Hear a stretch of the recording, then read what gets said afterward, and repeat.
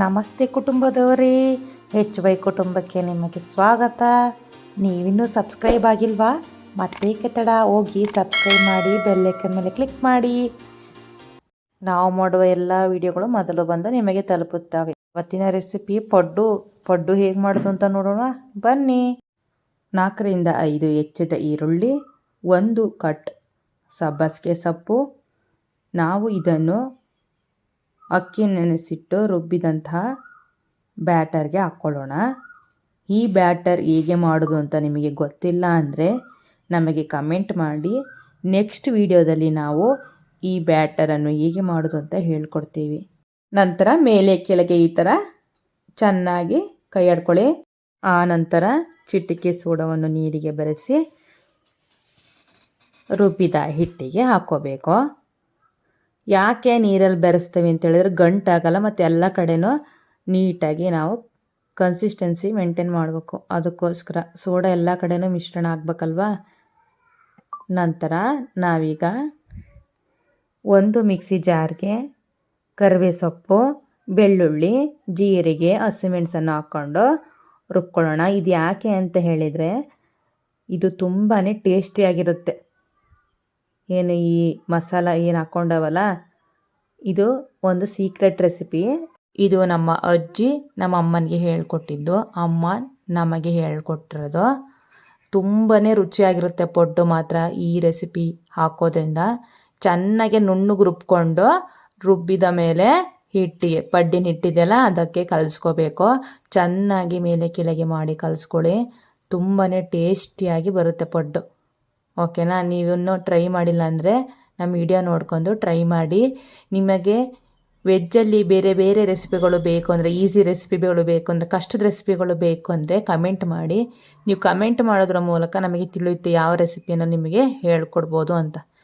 ಪಡ್ಡಿನ ಹಿಟ್ಟೇನೋ ready ಆಯಿತು. ಪಡ್ಡು ಹೊಯ್ಕೊಳ್ಳೋಣವಾ? ಮೊದಲಿಗೆ ಪಡ್ಡಿನ ಹಂಚನ್ನು ಕಾಯಲಿಡಿ. ಪಡ್ಡಿನ ಹಂಚು ಕಾದ್ಮೇಲೆ ನೀವು ಸ್ವಲ್ಪನೇ ಎಣ್ಣೆ ಹಾಕಬೇಕು. ಯಾಕೆ ಅಂತ ಹೇಳಿದರೆ ಪಡ್ಡು ಚೆನ್ನಾಗಿ ಬರುತ್ತೆ. ಇಲ್ಲ ಅಂದರೆ ಪಡ್ಡು ಎದಳಲ್ಲ, ಹಿಡ್ಕೊಳ್ಳುತ್ತೆ. ಅದಕ್ಕೆ ನಾವು ಫಸ್ಟ್ ಟೈಮ್ ಜಾಸ್ತಿ ಎಣ್ಣೆ ಹಾಕಬೇಕು. ಆಮೇಲೆ ಸ್ವಲ್ಪ ಎಣ್ಣೆ ಹಾಕಿದರೂ ನಡೆಯುತ್ತೆ. ನೋಡಿದ್ರೆ ನಾವಿಲ್ಲಿ ಒಂದೊಂದಾಗಿ ಹಿಟ್ಟನ್ನು ಹಾಕ್ಕೊಳ್ತಾ ಬರ್ತದೆ. ಒಂದೊಂದೇ ಪಡ್ಡಿನ ಹಂಚಿನ ಗುರುತು ಇದೆಯಲ್ಲ, ಆ ಗುರುತಿಗೆ ಪಡ್ಡಿನ ಗುರುತಿಗೆ ಏನೇನು ಇದೆಯಲ್ಲ ಅದಕ್ಕೆ ಒಂದೊಂದೇ ಹಾಕಿ ಅಂತ ಬರಕತ್ತೆ. ಒಟ್ಟು ನಾವಿಲ್ಲಿ 12 ಪಡ್ಡು ಮಾಡ್ಬೋದು ಒಂದು ಸತಿಗೆ. ನಿಮಗೆ ಎಷ್ಟು ಬೇಕು, ಈಗ ತುಂಬ ಜನ ಇದ್ದರೆ ಎಷ್ಟು ಮಾಡಬೇಕು ಅದು ನೋಡ್ಕೊಂಡು ನೀವು ಮಾಡ್ಕೋಬೇಕಾಗತ್ತೆ. ಓಕೆನಾ? ಈ ಥರ ನಾವು ಒಯ್ಕೊಂಡು ಒಂದೊಂದೇ ಮಾಡ್ಕೋಬೋದು. ನೀವಿನ್ನೂ ನಮ್ಮ ಚಾನಲ್ನ ಸಬ್ಸ್ಕ್ರೈಬ್ ಆಗಿಲ್ಲ ಅಂದರೆ ದಯಮಾಡಿ ಹೋಗಿ ನಮ್ಮ ವಿಡಿಯೋಗಳನ್ನು ನೋಡಿ ಸಬ್ಸ್ಕ್ರೈಬ್ ಮಾಡಿ.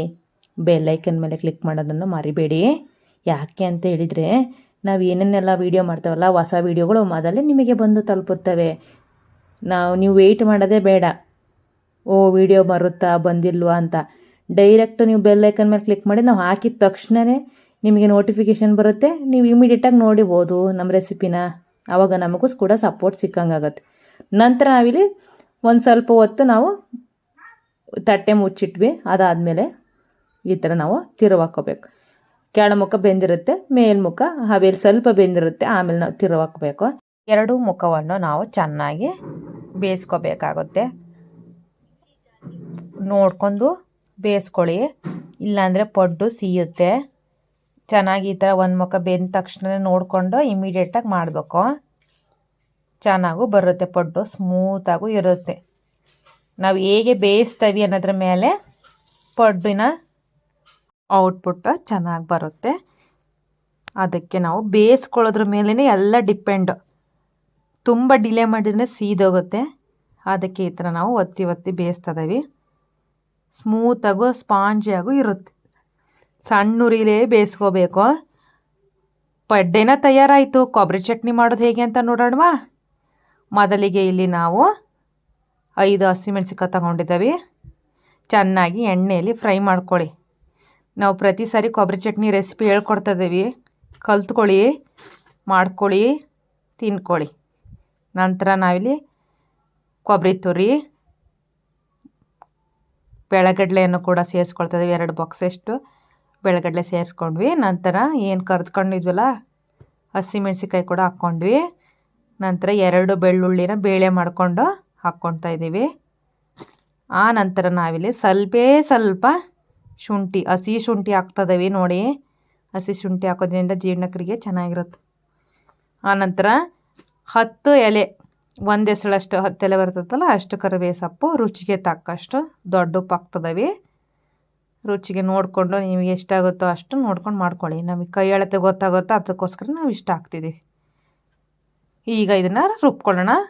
ಸ್ವಲ್ಪ ನೀರು ಹಾಕ್ಕೊಂಡು ರುಬ್ಕೊಳ್ಳೋಣ. ಮೊದಲು ಒನ್ ಟೈಮ್ ಗ್ರೈಂಡ್ ಮಾಡ್ಕೊಳ್ಳಿ, ಆನಂತರ ಒಂಚೂರು ನೀರು ಹಾಕ್ಕೊಂಡು ಗ್ರೈಂಡ್ ಮಾಡ್ಕೊಳ್ಳಿ. ಆವಾಗ ಕೊಬ್ಬರಿ ಚಟ್ನಿ ಚೆನ್ನಾಗಿ ಬರುತ್ತೆ. ನುಣ್ಣು ರುಬ್ಕೊಳ್ಳಿ, ತುಂಬಾ ನುಣ್ಣಗಲ್ಲ, ತುಂಬ ಮತ್ತು ತರತರಗೂ ಅಲ್ಲ, ಮೀಡಿಯಮ್ ಥರ. ಈಗ ನೋಡ್ಬೋದು ಬಿಸಿ ಬಿಸಿ ಬಿಸಿ ಬಿಸಿ ಬಿಸಿ ಪಡ್ಡು ರೆಡಿಯಾಗಿದೆ ನೋಡಿ. ಎಷ್ಟು ಚೆನ್ನಾಗಿ ಬಂದಿದೆ ದುಂಡುಗೆ. ನಾವು ಇದೇ ಥರ ಫಾಲೋ ಮಾಡಿದ್ರೆ ನೀಟಾಗಿ ಬರುತ್ತೆ. ನೋಡ್ಬೋದಲ್ಲ ಎಷ್ಟು ಚೆನ್ನಾಗಿ ಸ್ಮೂತಾಗಿದೆ.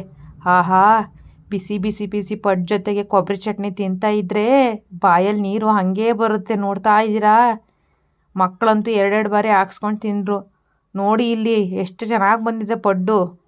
ನೀವಿನ್ನೂ ನಮ್ಮ ವೀಡಿಯೋಗಳನ್ನು ನೋಡಿಲ್ಲ ಅಂದರೆ ದಯವಿಟ್ಟು ನೋಡಿ.